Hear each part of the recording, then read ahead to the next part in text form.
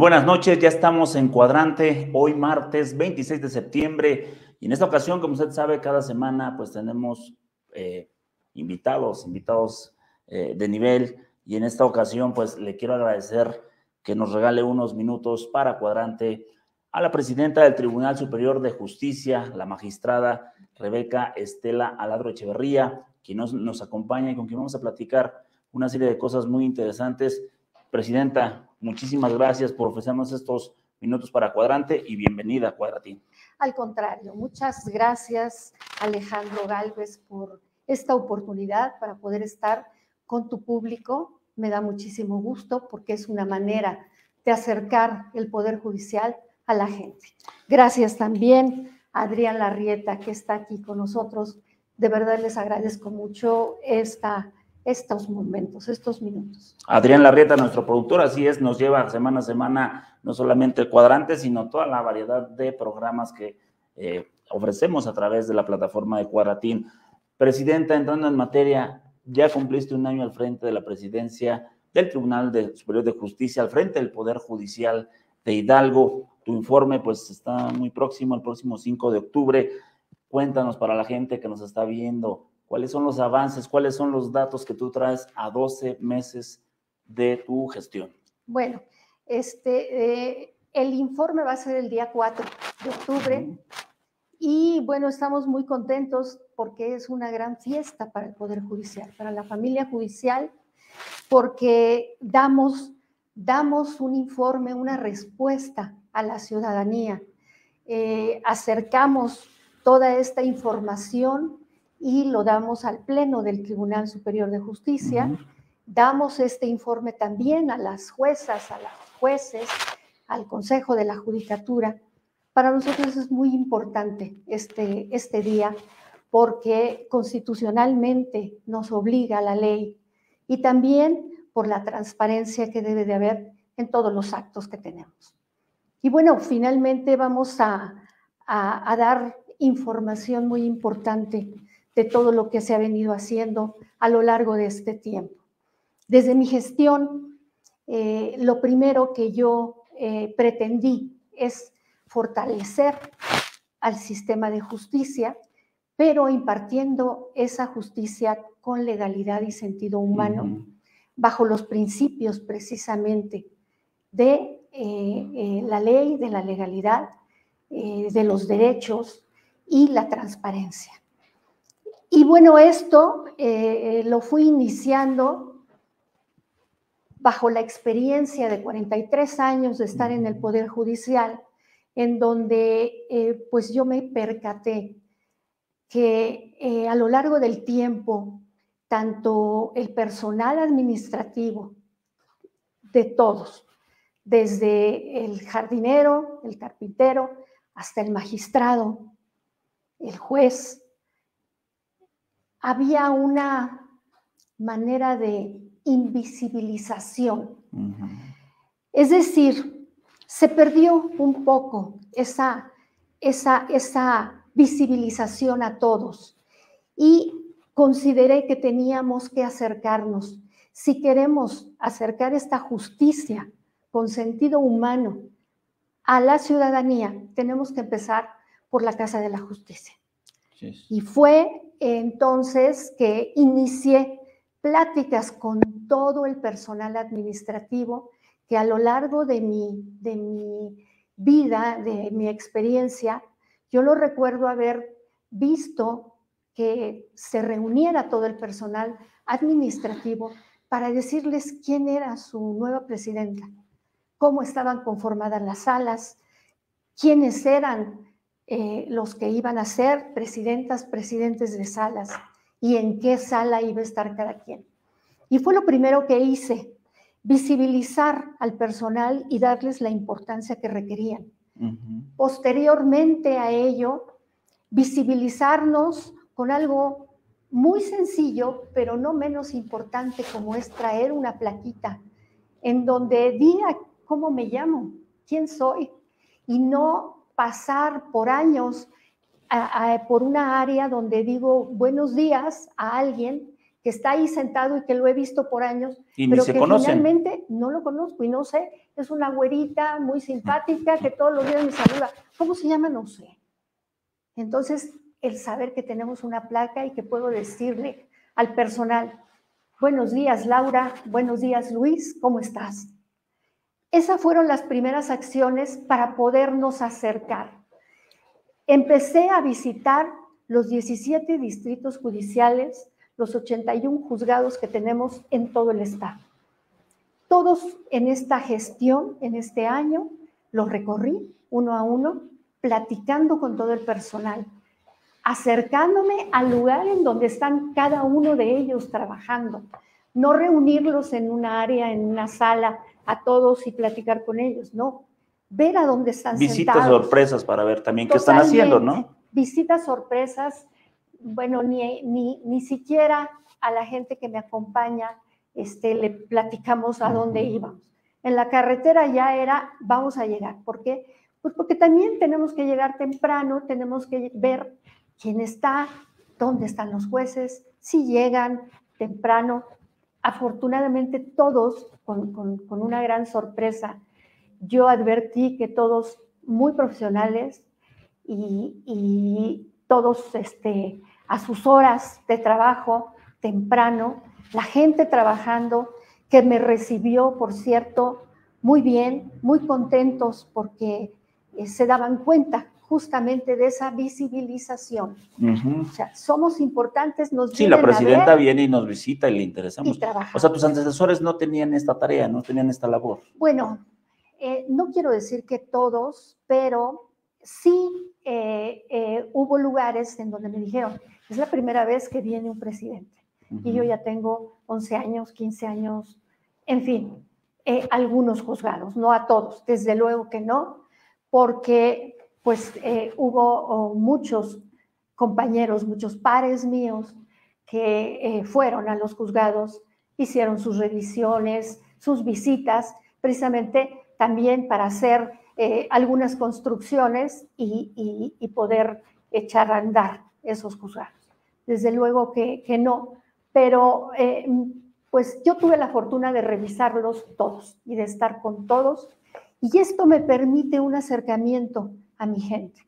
Esto me permite saber cuáles son sus necesidades, cuáles son las fortalezas de los juzgados, pero también sus debilidades, también qué es lo que tenemos que hacer, cómo debemos de acercarnos, ayudarlos, apoyarlos, y de esa manera me presenté.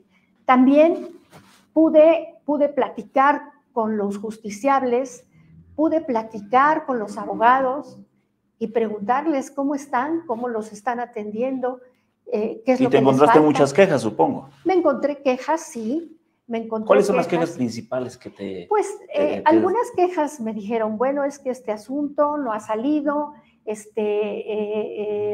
el juez no ha sacado la sentencia, o hay un problema con las notificaciones, o hay algún problema que entiendo que el juez tiene, o la juez tiene mucho trabajo, tiene muchas cosas que hacer, pero pues también mi asunto es importante. Entonces, en ese momento yo no me meto a revisar el trabajo del juez, porque es jurisdiccional, pero sí de inmediato mandar a la gente que sí lo puede hacer, que sí puede estar en esos lugares, visitadores, visitadoras, que en este momento tienen ese cargo, pero que han sido jueces, juezas por muchos años en diferentes materias, y ellos son los que finalmente checan, ven, revisan si las cosas son correctas, si el asunto se lleva conforme a derecho, si todo va en regla. Desde luego, siempre respetando la autonomía e independencia de los juzgadores, porque ellos son finalmente los que deben de resolver un asunto, nadie más. Te lo pregunto porque efectivamente anunciamos esta entrevista contigo y mucha gente que nos escribió y nos preguntaba, oye, la queja más sentida, por lo menos que pudimos notar en los comentarios, en los mensajes, sigue prevaleciendo una corrupción por parte de los jueces. Hoy no puedo decirte, oye, es juez de acá, es juez de acá. Fue general el reclamo presidenta, de la corrupción que sigue imperando en el Poder Judicial con los jueces. Por eso te lo pregunto. ¿Tú recibiste quejas en ese sentido? ¿Tienes investigaciones al respecto? En ese sentido, no me dijeron hay corrupción por parte del juez, pero desde luego que a todas estas quejas de la ciudadanía, por supuesto que se le da trámite y se les comunica qué es lo que pueden hacer. O sea, ustedes tienen esa seguridad, hagan la queja, realícenla. ¿Por qué? Porque hay una instancia especial que puede ¿qué puede hacer una persona?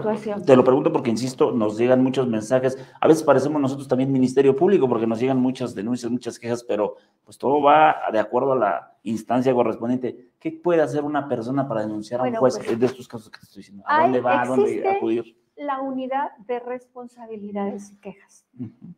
Esta unidad se encarga de advertir cuáles son la conducta de los juzgadores, en general, no solamente los jueces, juezas, magistrados, magistradas, no, en general, de todo el personal que trabaja en el Poder Judicial y que pueden advertir alguna situación de esta naturaleza, pueden realizar su queja correspondiente. Desde luego que hay que advertir que para estas quejas se habla de la conducta, porque si estamos hablando, hay dos situaciones. Si nosotros hablamos de que su asunto no le resolvió, que el acuerdo no fue el correcto, que no fue lo que esperaban, estamos hablando de un acto jurisdiccional. Y para los actos jurisdiccionales siempre habrá recursos jurisdiccionales. Si nosotros hablamos de actos que puedan advertirse como corruptibles, entonces estamos hablando de la conducta de la persona. Y entonces ahí entra la unidad de responsabilidad. Pero también se han ido a denuncias en contra de juzgadores, en contra de quien estiman pertinente en el Poder Judicial. ¿En tu administración ha habido este tipo de denuncias? ¿Ha habido procesos en contra de jueces? Sí, y están en investigación. Porque, ¿por qué casos? ¿Cuáles son las acusaciones? Precisamente advirtiendo alguna cuestión de corrupción, pero desgraciadamente muchas veces los abogados utilizan ciertos mecanismos para hacer tiempo, para evitar que un juez siga conociendo de un asunto porque no le gusta cómo le está resolviendo. Entonces, ¿qué es lo que hacen? Optan por el mecanismo de irse a una denuncia. En el momento que hay una denuncia y le notifican al juez que hay una denuncia, en ese momento debe de inhibirse de conocer y entonces se va a otro juzgado. Este mecanismo lo han tomado mucho los abogados, no para lo que debe de ser, sino para sí, son argucias que utilizan, sí, finalmente. Pero realmente hay asuntos, sí, que se están llevando, que hay todo un juicio al respecto, y bueno, pues esperaremos que no son juicios cortos, pero que se están llevando finalmente de esos juzgadores que, por cierto, no están ya dentro de la institución, a ver qué es lo que resuelve la autoridad. Estamos platicando con la presidenta del Tribunal Superior de Justicia, Rebeca Estela Aladro Echeverría. Presidenta, antes de irnos un corte, quisiera preguntarte y que si me pudieras responder muy brevemente. Hablabas tú de fortalezas y debilidades del Poder Judicial. Las fortalezas creo que son evidentes, la infraestructura que has creado, todo este sistema de justicia, incluso desde que se aprobó el nuevo sistema de justicia penal. Pero quisiera entrar, ¿cuáles son las debilidades que tú encontraste o que tú detectas que todavía existen en el Poder Judicial? A diferencia de lo que hemos estado platicando, déjame decirte, Alejandro, que una de las mayores fortalezas que tenemos es su gente, los profesionales que tenemos, los juzgadores que tenemos, juezas, jueces, magistrados, magistradas, porque no son improvisadas, porque llevan toda una carrera judicial de muchos años, porque día a día se siguen preparando, se siguen capacitando y son gente muy profesional. Entonces, creo que esa es su mayor fortaleza. Y las debilidades, desde luego, que son algunos lugares en donde pues, tenemos que ver la manera de cambiarlos, que ya por el propio personal, que ya por los propios asuntos ya está muy viciado el tema. Y entonces ya no caben en los lugares, porque ya creció el personal, porque ya no es el lugar apropiado, porque le falta algunas condiciones a lo mejor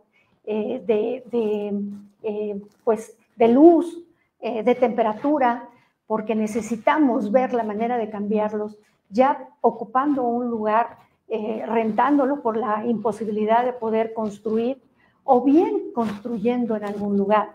Equipos que son obsoletos, equipos que tenemos que cambiar. ¿Por qué? Pues porque ahora lo de hoy es la tecnología. Entonces, si queremos que sean rápidos, si queremos que sean efectivos, pues tenemos que tener las máquinas adecuadas para que hagan esa rapidez y esa efectividad.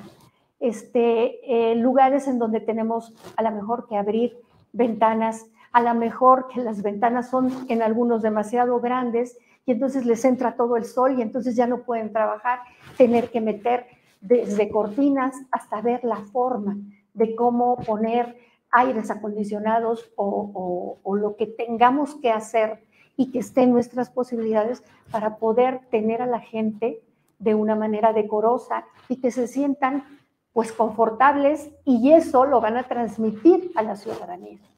Gracias a la gente que se está conectando a esta charla. Estamos platicando con la presidenta del Poder Judicial del Estado de Hidalgo, Rebeca Estela Aladro Echeverría. Vamos a ir a un corte comercial y regresamos con el remate de esta entrevista.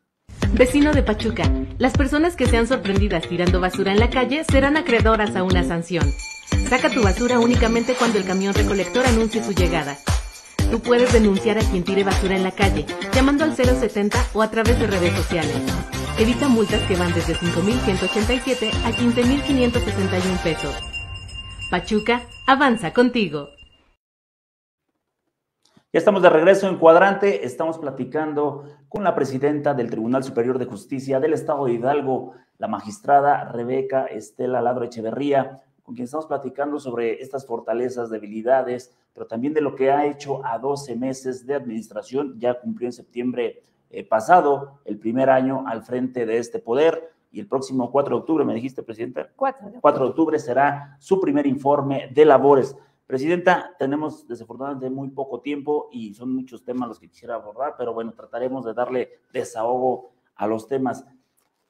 Quiero preguntarte, ¿qué opinas de esa propuesta? Pues, ha sido muy polémica, incluso hemos visto juristas que han levantado la voz y han dicho no. ¿Qué opinas de la propuesta que incluso es impulsada por Morena, de que los jueces, los magistrados, deben ser electos por el pueblo bueno, como le llama el presidente Andrés Manuel López Obrador?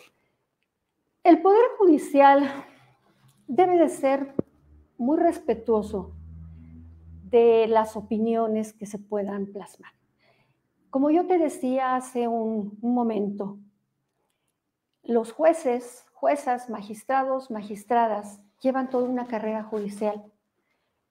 No son improvisados.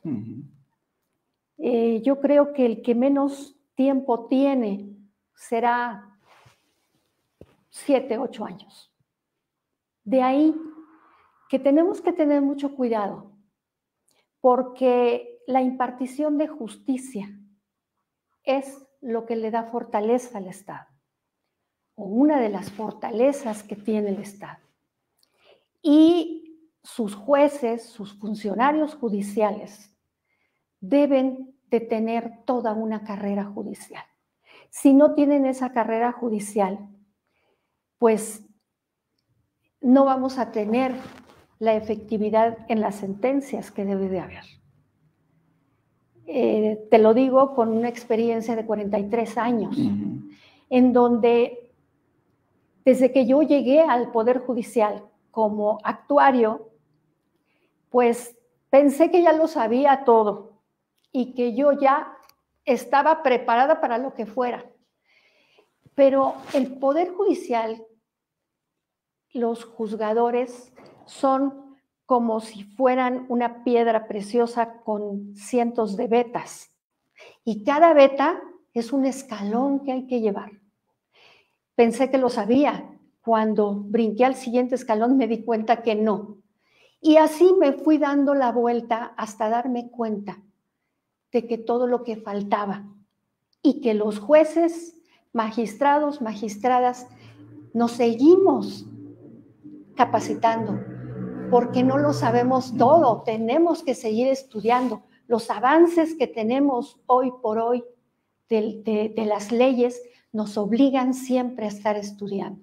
Entonces, no es lo mismo los diputados o presidentes municipales, en fin, que un juzgador que debe de haberse formado con la experiencia de muchos años. Para llegar a ser juez, debe de haber estado en la institución, en el Poder Judicial, 5 años, como mínimo, para tener una experiencia de 5 años y poder aspirar a seguir impulsándose para ser actuario, para ser secretario, y así sucesivamente hasta ser Sí, debes juez. conocer la entraña de donde quieres dirigir. Así es. ¿Ves alguna intención de dinamitar o de debilitar el Poder Judicial, hablando en toda la esfera de lo que representa el Poder Judicial, o son propuestas fundamentadas desde la ignorancia, presidente? Porque tú lo acabas de decir bien, no saben la carrera que debe tener un juez, un magistrado. Más bien lo que yo diría es que hay que revisar y analizar con mucho cuidado este tipo de cuestiones. Nosotros no somos elegidos así porque sí. Así es. Nosotros somos electos por los representantes del legislativo, por los Congreso. diputados, de manera indirecta. Entonces, no es un nombramiento al azar. Sí, no es una imposición, no es un dedazo. Y es todo un dictamen en donde ellos van viendo cuál es la carrera que hemos tenido y si están de acuerdo o no están de acuerdo con nosotros. Entonces, hay que analizar. Yo no podría decir ni una ni otra cosa. Yo lo que tengo que decir como juzgador, que he sido durante 24 años, que para poder llegar a determinar una situación es porque debo de tener el estudio, el análisis y los elementos en la mano para poder decir, ¿es correcto o no es correcto? ¿Es esta vía o no es esta vía? Oye, otra contrariedad que veíamos, magistrada, es que precisamente ustedes se dedican a acatar las leyes, pero ustedes no hacen las leyes, ustedes nada más las toman, ya se van aprobado. Pero estabas hablando hace un momento, efectivamente, de la carrera que debe tener un juez, un magistrado, pero curiosamente los que hacen estas leyes, que ustedes, los estudiosos, por decirlo así, las aplican, pues quienes hacen esas leyes a veces no tienen la preparación académica, no tienen la experiencia, pero sobre todo, lo más grave, que no saben ni lo que aprueban. Es penoso, refiriéndonos efectivamente a los diputados, porque vemos cada caso que de verdad es lamentable y pareciera una contrariedad. Quienes hacen las leyes no tienen una preparación académica como la tienen las que aplican estas leyes. Afortunadamente, en el estado de Hidalgo, el Poder Judicial tiene una muy buena relación entre poderes. La coordinación que tenemos es bastante buena, siempre con la autonomía, el respeto y la independencia entre los 3 poderes. Esto nos ha permitido poder acercarnos al Poder Legislativo y el Poder Legislativo con nosotros, en coordinación. ¿Qué pasa? Que lo hemos platicado y que hemos tenido una muy buena relación. Al poder platicar aquellos asuntos, aquellas reformas que pudieran ser trascendentes, que pudieran de alguna manera tener algo que ver con nosotros, nos ponemos a platicar.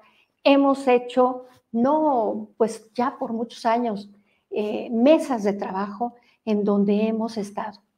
Personalmente yo recuerdo una reforma al Código de Procedimientos Familiares, ya tiene varios años, en donde estuvimos trabajando con el Poder Legislativo por 9 meses, yendo 1 o 2 veces a la semana al legislativo y nos sentábamos con los diputados, nos sentábamos con personal interdisciplinario que decíamos, bueno, vamos a hablar de pensiones alimenticias, a ver, traigan a un nutriólogo.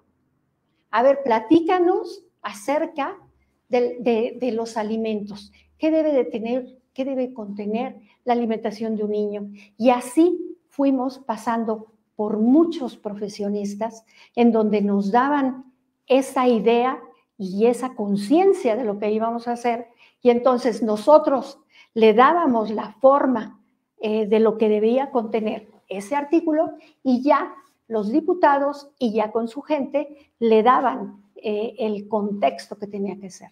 De tal manera que hemos tenido una excelente relación.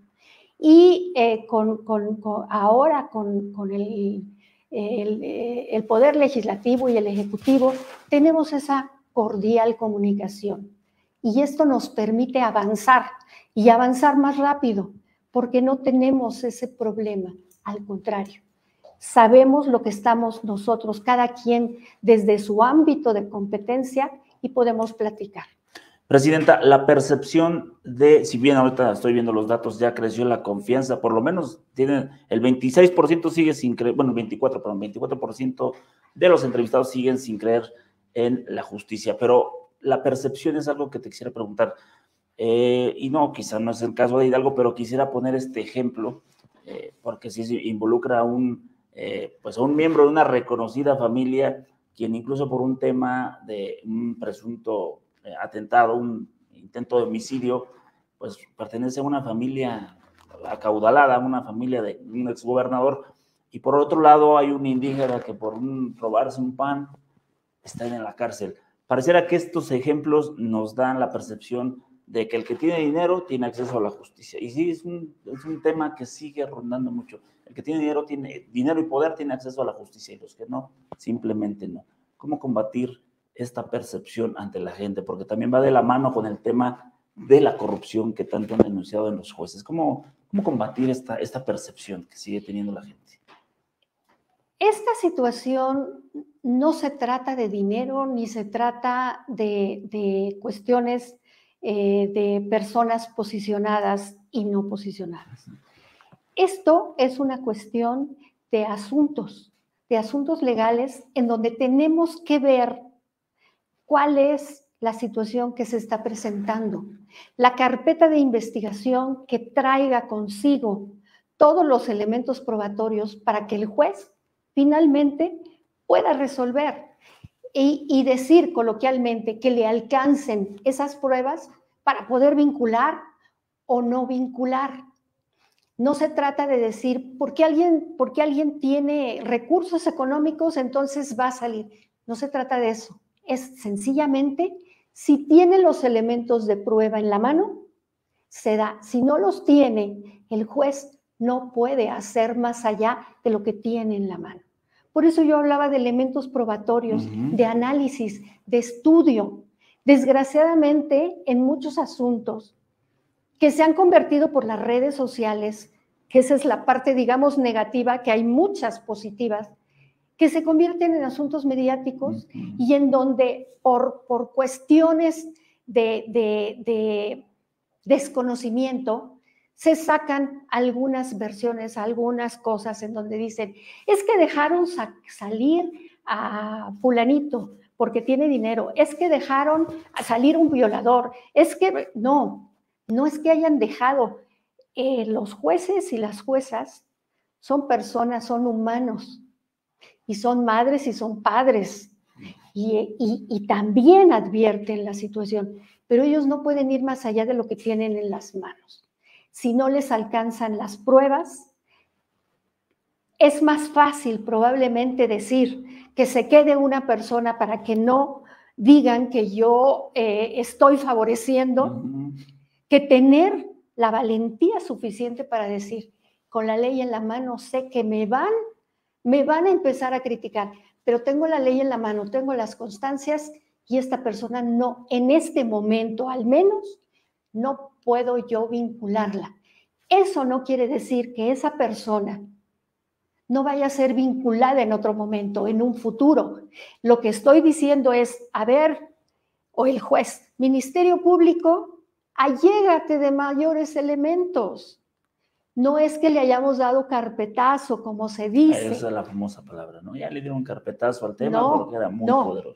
Te regreso tus documentos, allégate de los elementos necesarios y dame los elementos de prueba que necesito, porque con lo que me diste no alcanza. No es también, y ni tampoco se trata de decir, es que entonces el Ministerio Público es el corrupto. No, es que al parecer del Ministerio Público, con los elementos que tiene, dice, con esto es suficiente bajo mi percepción. Cuando llegan con el juez, dice, no alcanzan. ¿Por qué? Porque faltan estos puntos, faltan estos documentos. Es toda una cadena. Recordemos que primero es la policía la que investiga. Sí, claro. Después viene la cadena con el Ministerio Público, pero después viene con el juez. Y si uno de ellos llega a fallar o faltan elementos, se cae la investigación. Se cae todo. Entonces, no es que sea el juez, porque pobre del juez, es al que le cargan muchas cosas. Que se puede equivocar en su apreciación, estoy de acuerdo. Que para él puede ser que sea algo, pero no es la única instancia. Y ahí es donde la gente debe de saber y tener seguridad en sus instituciones, porque no solamente es el juez y ya si el juez dijo no, entonces ya no hay nada, no es cierto. Tenemos a los magistrados en apelación y se van a ir y van a estar advirtiendo y estudiando. Y en algunas ocasiones la modifican, la revocan, ¿sí? O la confirman porque estén de acuerdo con el criterio. No está de acuerdo la persona, siente que no es lo correcto, se va a la autoridad federal. Son muchas instancias que no podemos estar hablando que a todas las están comprando, porque es prácticamente imposible comprarlas a todas.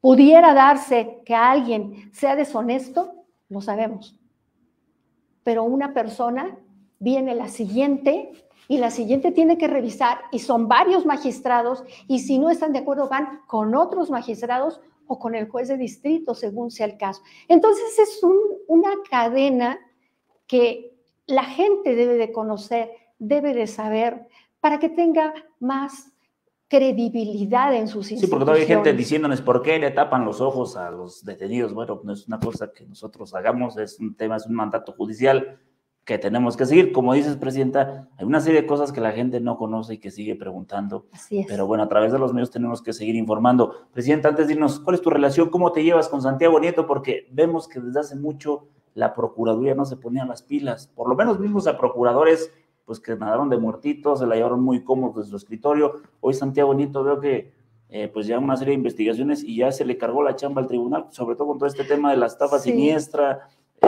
¿Cómo es tu relación con Santiago Nieto? ¿Cómo trabajan en coordinación? Llevamos una excelente relación. El doctor Santiago Nieto es un gran profesionista, una persona muy inteligente, muy capaz y tenemos una extraordinaria relación. Podemos trabajar perfectamente bien. Él hace su trabajo, nos lo manda y nosotros vamos viendo cómo está el asunto. Bueno, no, nosotros es un decir, yo no, porque sí, claro. yo no pero formas parte del esquema que recibe todos estos lo procesos. hablo, digamos, como representante del Poder Judicial. Y entonces, esa coordinación y ese respeto que hay nos ha ayudado mucho, ningún problema, al contrario. ¿Están sólidas las investigaciones de la Procuraduría en estos casos de corrupción? Algunas vienen sólidas, otras no tan sólidas, se tienen que regresar, pero es una cuestión laboral, profesional. Personalmente no tenemos ningún problema, al contrario, una muy, muy buena relación. Presidenta, antes de irnos, digo, no te voy a pedir que nos digas aquí qué vas a informar, ¿verdad? Pero más o menos, ¿qué vamos a escuchar en el informe? Una pasadita nada más. ¿Qué vamos a escuchar en tu informe el próximo 4 de octubre? Van a escuchar, porque se va a transmitir a través de las redes. Van a escuchar todos los avances que tenemos de estructuras que estamos haciendo, que se están dando, fortalecimiento a algunas otras. restablecimiento en otras áreas que era muy importante que la diéramos. Vamos a ofrecer a todo tu auditorio el que sepan la transparencia de los recursos, en qué hemos empleado el presupuesto, cómo se han dado algunas que sin presupuesto y sin nada las hemos podido sacar con toda la buena voluntad. Por ejemplo, la 7ª y 8ª unidad que tenemos se me olvidó, de las salas, salas unitarias, perdón, salas unitarias 7ª y 8ª, que sin ningún otro recurso, sin haber sacado un peso de lo que tenemos y del personal que tenemos con los magistrados, la pudimos crear. Vamos a ver también todos los proyectos que tenemos a futuro. Vamos a hablar de la digitalización, que es muy importante, que no se había echado a andar, la digitalización de la firma electrónica, en donde ahora pues los abogados, los litigantes y las personas pueden conocer su asunto. Si están en Pachuca, en Huejutla, abrimos sistemas para ello en Huejutla, que no lo había y que es el lugar más alejado. También en Actopan, ya con esto ya estamos abarcando un importante número de estos sistemas, que para el año que entra esperamos llegar a un 90%. Y bueno, la creación en breve de 2 obras magnas que gracias al gobernador vamos a poder realizar, como son las ciudades judiciales de Tula y de Apan, que tanta falta hacen. Las instalaciones de Apan son de las peores que hay en el estado. Necesitamos conjuntar a todos los juzgados, todas las materias, para que la gente no tenga que venir a Pachuca. Las señoras por la pensión alimenticia la van a tener ahí, y vamos a beneficiar con estas obras a más de 500,000 de ciudadanos. También en otras áreas de sensibilización, tanto para la gente como para el interior, estamos formando un grupo de teatro para poder, con el mismo personal, concientizar a las personas hacia el interior de lo importante que es el trabajo, de lo que sucede cuando alguien no lo llega a realizar, qué es lo que pasa con la ciudadanía, y que la ciudadanía también se dé cuenta de quiénes son los juzgadores, cuáles son la problemática que se le presenta, y bueno, a través de estas obras de teatro, sensibilizar y poder llegar a más personas. Presidenta, pues hemos llegado al final de esta entrevista. Yo te agradezco mucho, espero que no sea la última vez que tú nos visites aquí en este espacio, y vamos a estar muy pendientes de tu informe. Muchísimas gracias. Sobre todo les agradezco mucho porque el Poder Judicial imparte justicia ahora con legalidad y sentido humano. Y ese sentido humano es el que queremos acercar a todos, es el que le queremos dar a las personas, que se sientan atendidas, que se sientan realmente respaldadas por un Poder Judicial humano y transparente. Pues ya lo escuchó usted, es la presidenta del Poder Judicial de Hidalgo, Rebeca Estela Aladro Echeverría. Yo le quiero agradecer mucho el favor de su atención. Nos vemos aquí la próxima semana en punto de las 8. Mi nombre es Alejandro Gálvez. Muy buenas noches.